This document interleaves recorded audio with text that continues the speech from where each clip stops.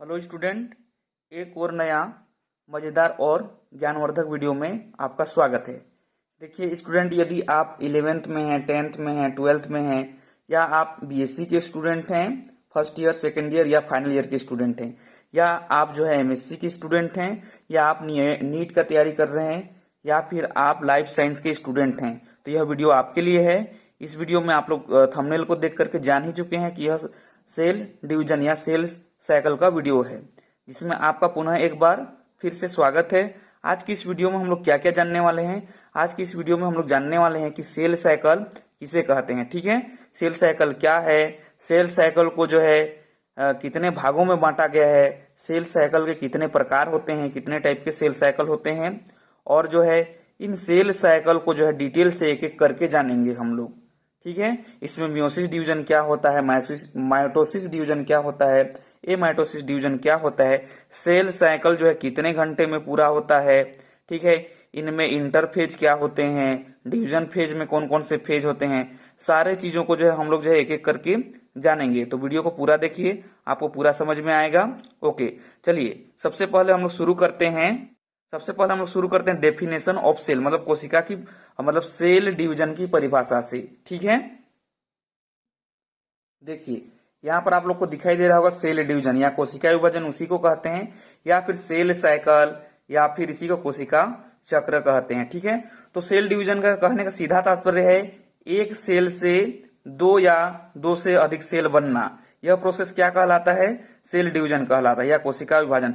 मतलब किसी पेरेंट कोशिका, मातृ कोशिका का दो विभिन्न भागों में बढ़ जाना या उससे नए कोशिका बनना ही सेल डिवीजन है। ठीक है, इसका हम लोग डेफिनेशन देखते हैं। देखिए यहाँ पर आपकी सुविधा के लिए जो है लिखा गया है cell division. Cell division is the process by which parent cell divides into two or more daughter cell.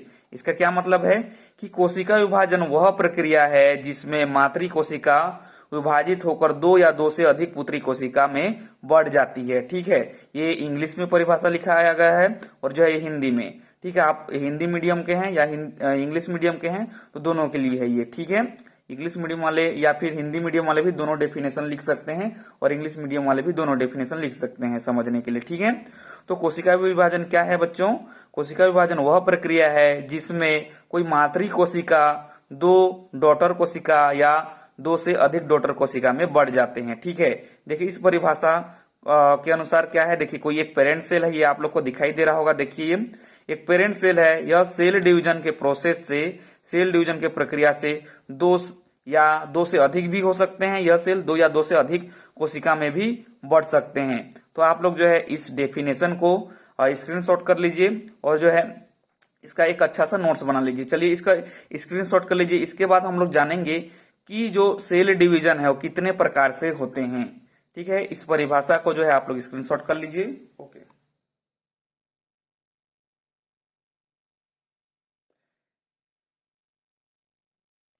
देखिए बच्चों, अभी क्या जान रहे हैं हम लोग? Types of cell division. ठीक है, मतलब कोशिका विभाजन के प्रकार।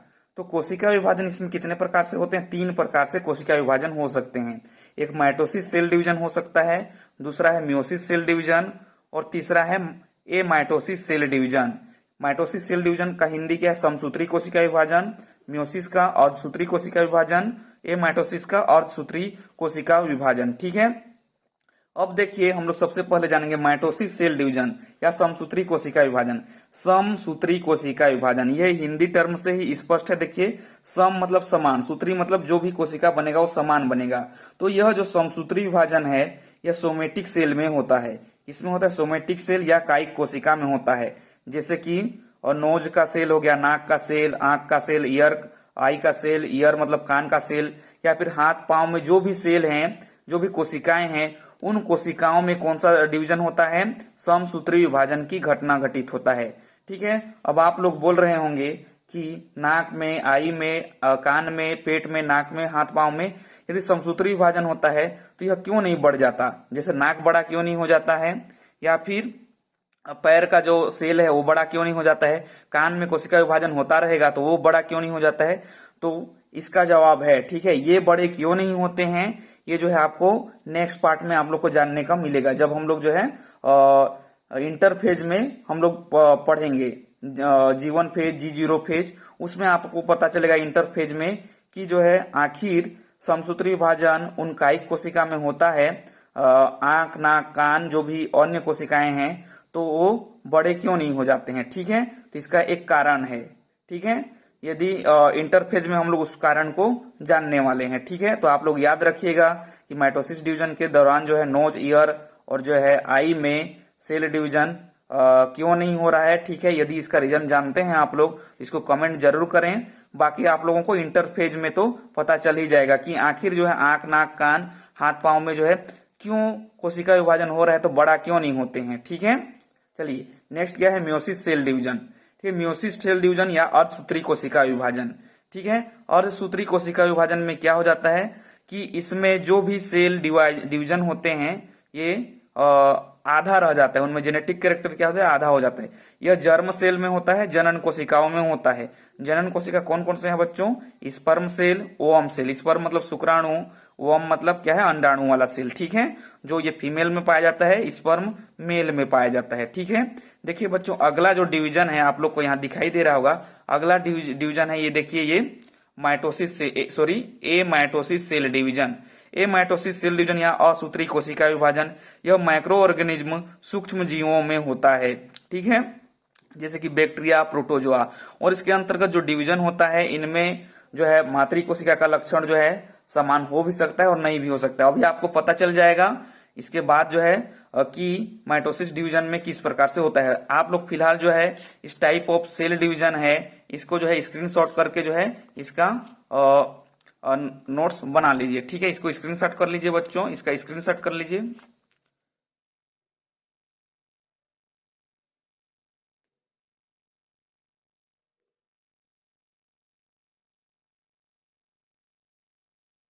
ओके, हो गया होगा स्क्रीनशॉट। देखिए इसके बाद हम लोग जान रहे हैं, जल्दी से कर लीजिए यदि नहीं हुआ है तो। ओके, देखिए यहां पर आप लोग को इस पर समझ में आ जाएगा, ये माइटोसिस सेल डिवीजन है। ये क्या है बच्चों, माइटोसिस सेल डिवीजन है। ठीक है, इस माइटोसिस सेल डिवीजन, ठीक है, देखिए पेन, ये माइटोसिस सेल डिवीजन है। इसमें क्या होता है, ये पेरेंट सेल है, मान लो कोई पेरेंट सेल है। ठीक है, ये पेरेंट सेल यदि डिवीजन होता है, पेरेंट सेल में क्या होता है बच्चों, डिवीजन होता है। ठीक है, मान लो पेरेंट सेल में डिवीजन होता है। पेरेंट सेल में 46 क्रोमोसोम है। कितने क्रोमोसोम है, 46 क्रोमोसोम है। ये आप लोग को दिखाई दे रहा होगा, ये 46 क्रोमोसोम है।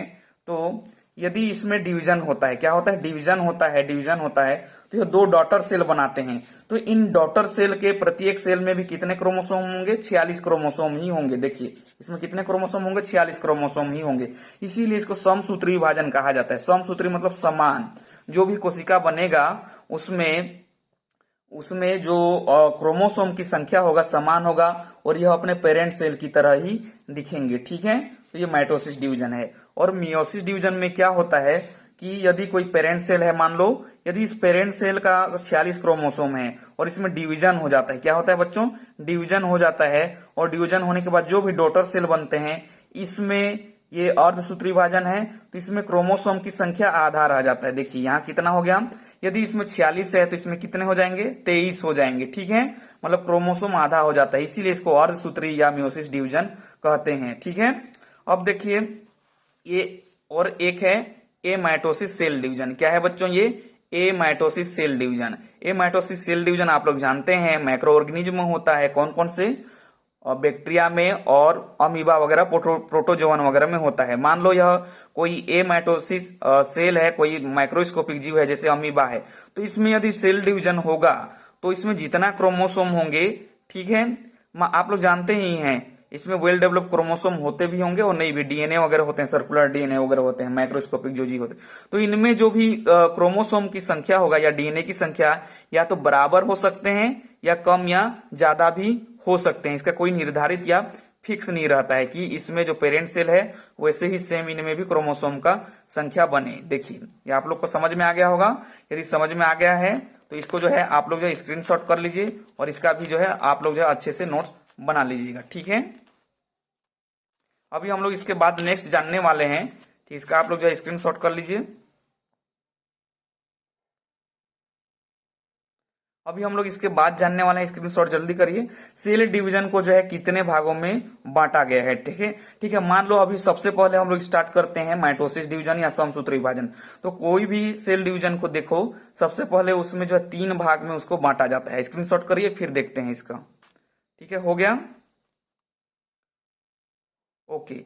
देखिए, आप लोग इतना दूर तक आए हैं तो आपको पूरा वीडियो जरूर देखना चाहिए, क्योंकि बाकी लोग इस टाइम क्या कर रहे होंगे, बाकी लोग दूसरा यूट्यूब चला रहे होंगे या कुछ अन्य काम कर रहे हैं, लेकिन आप जो है अपना समय स्टडी में लगा रहे हैं। तो जाहिर सी बात है, नेचर जो प्रकृति है ये भी आपको जो है बेनिफिट देने वाला है, मतलब जरूर आपको फायदा पहुंचाने वाला है, क्योंकि आप जो है अपना समय को किस में लगा रहे हैं, स्टडी में लगा रहे हैं। ठीक है, अब देखिए हम लोग सेल डिवीजन का क्या जानेंगे, सेल डिवीजन को किसके कितने अंतर्गत में पढ़ा जाता है। देखिए, सेल डिवीजन को हम लोग जानेंगे इंटरफेज में। देखिए, आप लोग को ये दिखाई दे रहा होगा, सेल डिवीजन को हम लोग 3 भाग में स्टडी करने वाले हैं, जो आप लोग को यहाँ दिखाई दे रहा होगा। देखिए, पहला है इंटरफेज, क्या है इंटरफेज, और दूसरा है डिवीजन फेज, और तीसरा है साइटोकाइनेसिस। ठीक है, तो इंटरफेज विश्रामावस्था बोलते हैं या अंतरावस्था है, जिसमें कोई कोशिका डिवीजन होना रहता है, तब यह प्रिपरेटिव मतलब कि तैयार होता है, सेल डिवीजन के लिए इस इंटरफेज में तैयार होता है। ठीक है, इसके बाद जो फर्स्ट में आपको डायग्राम दिखा है गोल,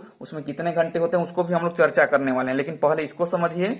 इंटरफेज प्रिपरेटिव फेज है, तैयारी का फेज है। ठीक है, जैसे कि हम लोग कहीं जाना रहता है तो सबसे पहले क्या करते हैं, तैयारी करते हैं। ठीक है, उसी प्रकार कोशिका भी अपना तैयारी करते हैं इस फेज में डिवीजन के लिए, मतलब तो डिवीजन फेज है। ठीक है, इस डिवीजन फेज में क्या होता है, न्यूक्लियस का डिवीजन होता है, यहाँ आप लोग को दिखाई दे रहा होगा न्यूक्लियस का डिवीजन होता है। ठीक है, और यह जो साइटोकाइनेसिस है, इस फेज में देखिए यहाँ न्यूक्लियस अंतर पार्ट का डिवीजन होता है, जबकि ये साइटोकाइनेसिस इस फेज में जो है ये पूरे सेल का डिवीजन, ये देखो यहाँ पर न्यूक्लियस का डिवीजन हो गया है, क्योंकि ये न्यूक्लियस डिवीजन है ये।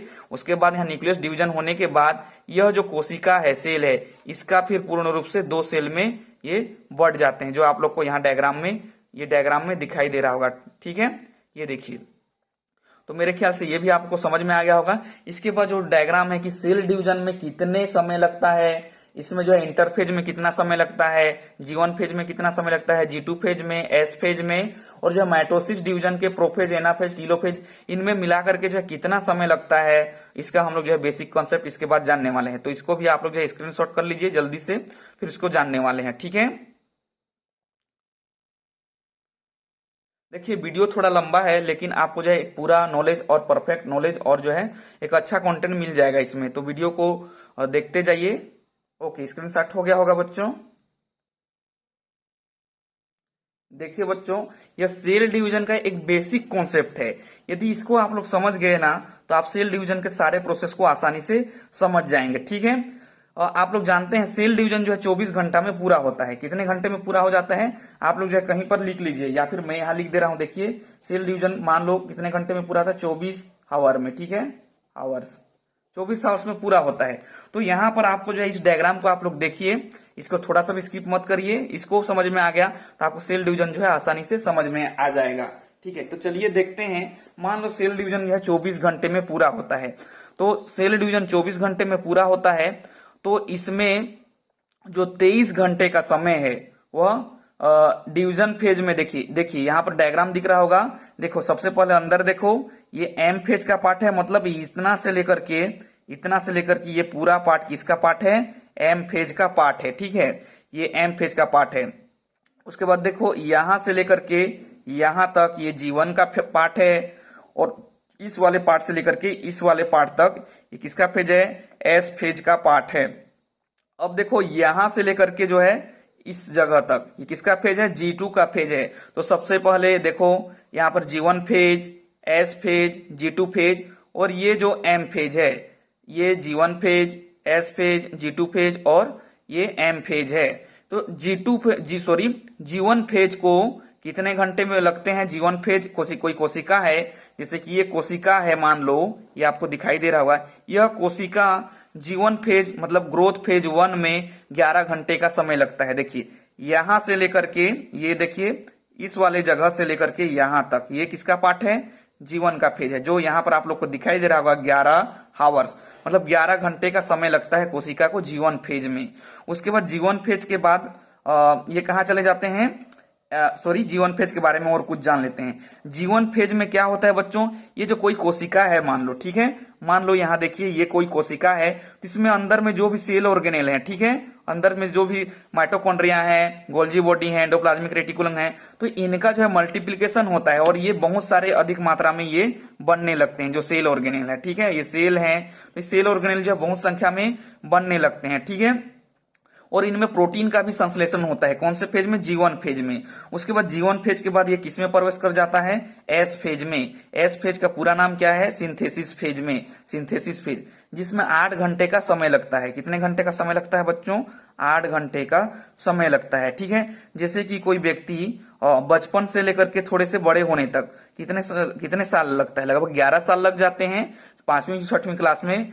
जब वो उतना तक बड़े हो जाते हैं, यदि पढ़ाई करते हैं तो 5वीं 6वीं तक पहुंच जाते हैं 11 साल में। तो ये जो ग्रोथ फेज 1 है, जैसे कि कोई बच्चा वृद्धि करता है तो ग्रोथ फेज 1 यहाँ 11 घंटे का समय लगता है, लेकिन ह्यूमन में कितना, यदि बच्चा बढ़ रहा है तो 11 साल का लगता है। तो ग्रोथ फेज 1 में सेल कितना समय बिताता है, 11 घंटे। उसके बाद जो है यह 11 घंटे के बाद जो है एस फेज में जाता है, मतलब सिंथेसिस फेज में।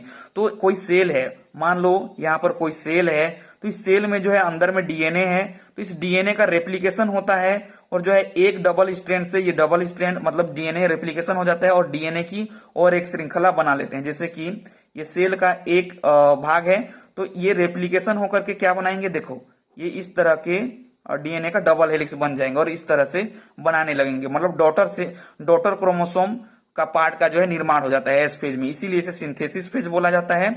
इसमें डीएनए का रेप्लिकेशन होता है, ठीक है। अब देखिए इसके बाद इसमें 8 घंटे का समय लगता है, जैसे कि बचपनावस्था से फिर 8 घंटे का किशोरावस्था में और लगता है समय, ठीक है। तो उस प्रकार से, ठीक है, ये 8 घंटे का समय लगता है। 8 घंटे के बाद ये प्रवेश किस में कर जाते हैं, G2 फेज में, ग्रोथ फेज 2 में, जहां पर कोई सेल है, जैसे कि कोई ये एक सेल है, ये पूरी तरह से खा पी करके या फिर अच्छे से समय गुजार करके जो न्यूट्रिशन है उसको पूरा करके ये सेल जो है बड़ा हो जाता है, मतलब ग्रोथ एंड डेवलपमेंट होता है इसमें। ये प्रिपरेशन का आखिरी फेज है, तैयारी करने का आखिरी समय है, ठीक है। इसके बाद ये डिवीजन फेज में प्रवेश कर जाएगा। तो इसमें कितने घंटे का समय लगता है बच्चों, इसमें जो 4 घंटे का समय लगता है। G2 फेज में कितने घंटे का समय लगता है, 4 घंटे का समय लगता है। देखिए आप लोग जो है वीडियो को पूरा देखिए, क्योंकि आपको जो है एक बेसिक चीज पता चल जाएगा इससे, ठीक है। अब देखिए इसमें 4 घंटे का समय लगता है, फिर यह किस में प्रवेश कर जाता है बच्चों, यह डिवीजन फेज में। देखो यहां से लेकर के, देखो G1 से लेकर के ये कितने तक, ये एम फेज से पहले तक ये इंटर फेज का पार्ट है, इंटर फेज का पार्ट है, जिसमें 23 घंटे का समय लगता है। देखो ये 11 घंटा और 8 घंटा कितना हो गया, 11 और 8 19 घंटा, ठीक है। 19 और 4 कितने घंटे हो गए, 23 घंटे का। तो इंटर फेज में कितने घंटे का समय लगता है, इंटर फेज, ठीक है, इंटर फेज में समय लगता है 23 आवर, टोटल 23 आवर लगता है। जबकि केवल और केवल देखो यहाँ पर ये डिवीजन फेज है, आप लोग को दिखाई दे रहा होगा, इस डिवीजन फेज या एम फेज में 1 घंटे का समय लगता है। यहां लिख दे रहा हूं मैं एम फेज, या इसी को एम फेज बोलो, ठीक है। ये एम फेज या डिवीजन फेज में कितने घंटे का समय लगता है बच्चों, सॉरी 2 नहीं होगा, 1 घंटे का समय लगता है, ठीक है। ये 1 घंटे का समय लगता है एम फेज में। 1 घंटे का जो एम फेज है इसको भी 4 भागों से ये भी गुजरता है, जैसे कि प्रोफेज, मेटाफेज, एनाफेज, टीलोफेज और साइटोकाइनेसिस, ठीक है। ये 4 भाग है ये, लेकिन ये जो 5वां है ये साइटोकाइनेसिस, इसमें जो है सेल का डिवीजन हो जाता है। मतलब ये जो 4 फेज है एम फेज, ये 4 फेज तक ही है। इसमें क्या होता है, सेल का जो न्यूक्लियस है उनका जो है डिवीजन होता है, जबकि साइटोकाइनेसिस में, जैसे कि इसमें ये न्यूक्लियस है, न्यूक्लियस डिवीजन होता है ये 4 फेज में, प्रोफेज, मेटाफेज, एनाफेज, टीलोफेज में, ठीक है। इसमें 1 घंटे का समय लगता है, जबकि साइटोकाइनेसिस में यह सेल जो है, जैसे कि ये सेल है, ये सेल 2 भागों में बढ़ जाते हैं साइटोकाइनेसिस में, ठीक है। इसमें 1 घंटे का समय लगता है। और परसेंट में देखा जाए तो 90 से 95% इंटरफेज में लगता है, जबकि 5% से लेकर के 10% का समय किसमें लगता है, डिवीजन फेज में लगता है, ठीक है। इसको आप जो है एक अच्छा स्क्रीनशॉट कर लीजिए और इसका भी नोट्स बना लीजिए, ठीक है, स्क्रीनशॉट कर लीजिए।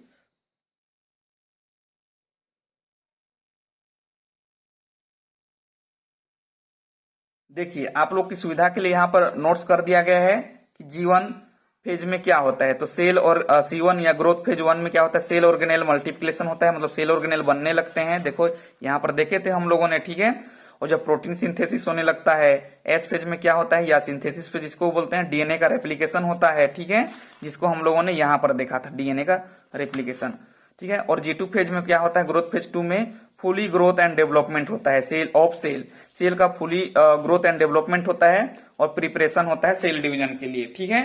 जैसे हम कहीं जाना रहता है हमको, तो क्या करते हैं हम लोग, पहले तैयारी करते हैं, उसी प्रकार से, कुछ इस प्रकार से, ठीक है।